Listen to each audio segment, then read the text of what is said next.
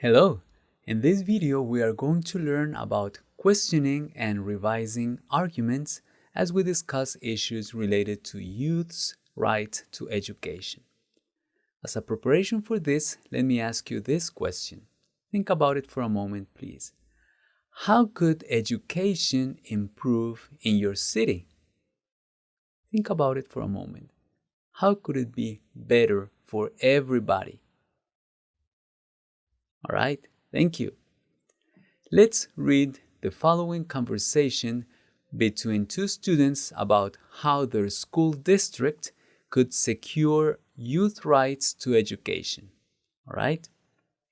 The two participants are Taylor and Patricia. Taylor says, "What do you think we should include in the proposals?" Patricia says, "Well, we know that education is fundamental for personal development, so everyone must have access to it." Taylor says, "You're right.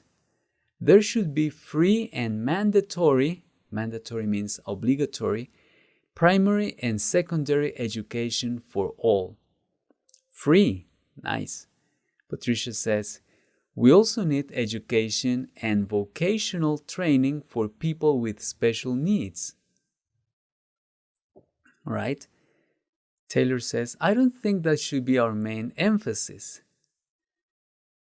That's her opinion. "Don't you think we should address including support schemes to reduce school dropout rates?" Dropout means that students abandon school, and support committees for foreign students?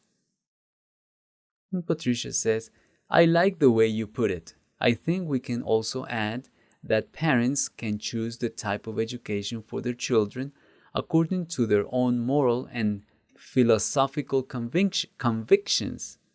Wow. And that would be all, I think. Okay. Looks like that is part of a conversation of these two teenagers proposing some changes, how to make their school district more effective in addressing or securing education for everyone. All right. Let's make sure that we understood some of the main topics they discussed.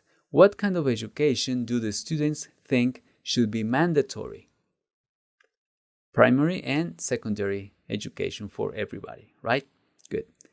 Why do they think that parents should be able to choose the type of education for their children? Why? Because they need to take into account their moral and philosophical convictions. All right, good.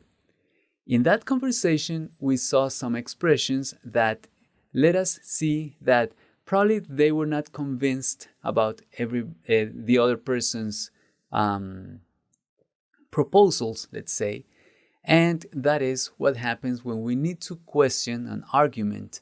I would like to focus on some expressions that we can use to do particularly that. One of them said, "I don't think that should be our main emphasis." All right?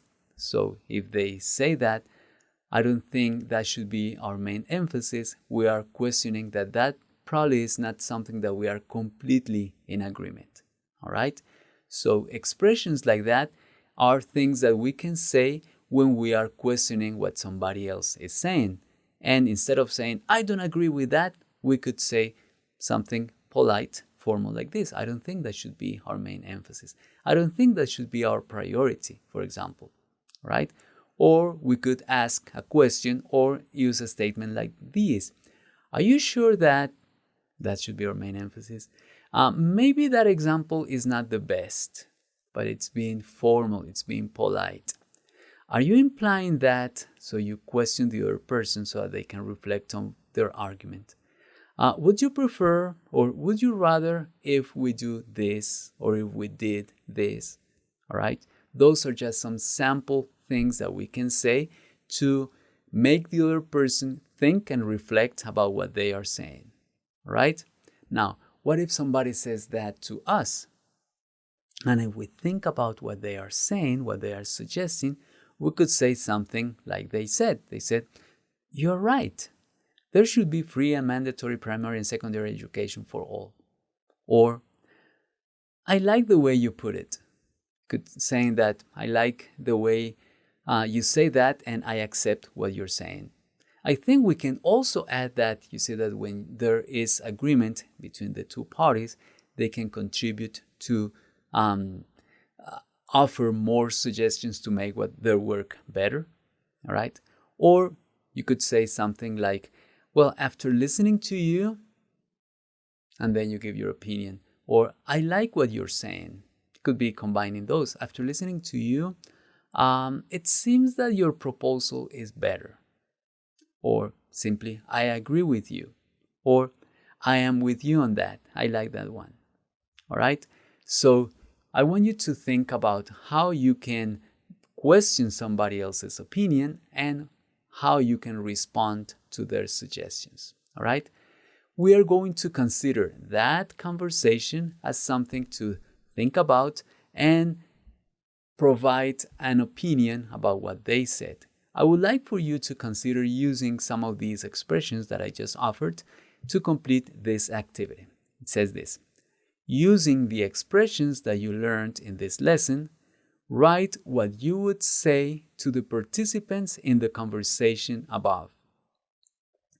State a revised argument about their proposals. All right? So the idea is that you think about what they said and participate. Say, I like that, or I don't like that after listening to you, something like that. All right? So why don't you please pause my video, complete the activity, write what you would say to them, and in a moment you come back and we check your answers. All right? All right, thank you very much for having done that, especially for having completed the assignment according to the instructions. And I would like to show you some sample answer. It will not be necessarily exactly as you wrote, of course, but what is important here is that you use the expressions to, let's say, connect what they said with what you are about to say. All right, let's read this sample answer. After listening to you, okay, after listening to you, using the expression that we suggested, I think you are correct. All right, we are expressing agreement. Education is a right and should be free so that everyone has access to it. All right, I'm not sure about how dropout committees could help. Oh, I love that. I'm not sure about how dropout committees could help, but maybe you're right about it being necessary to address them in educational institutions. I love this. I like this very much. It seems that your proposal is very complete since it mentions the inclusion of foreign students and people who are new to the country's educational experience. Wow, I like this answer very much. So why don't we practice the pronunciation of this, all right? You can revise your response, of course. You can use some expressions from here or some vocabulary, some statements. That is the most important thing.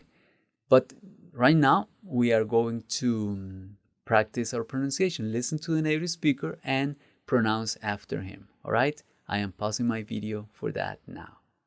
After listening to you, I think you're correct. Education is a right and should be free so that everyone has access to it.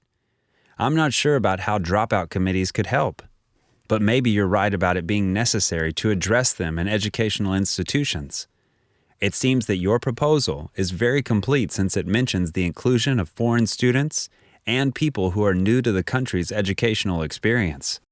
All right. Thank you very much for pronouncing this and for remembering that there are some expressions that we can use to examine somebody else's argument, tell them that probably you don't agree, that they should revise it, and if that happens to you, if they say that to you, that you can respond in a nice, polite manner so that you can continue to work for the benefit of what you are doing. All right?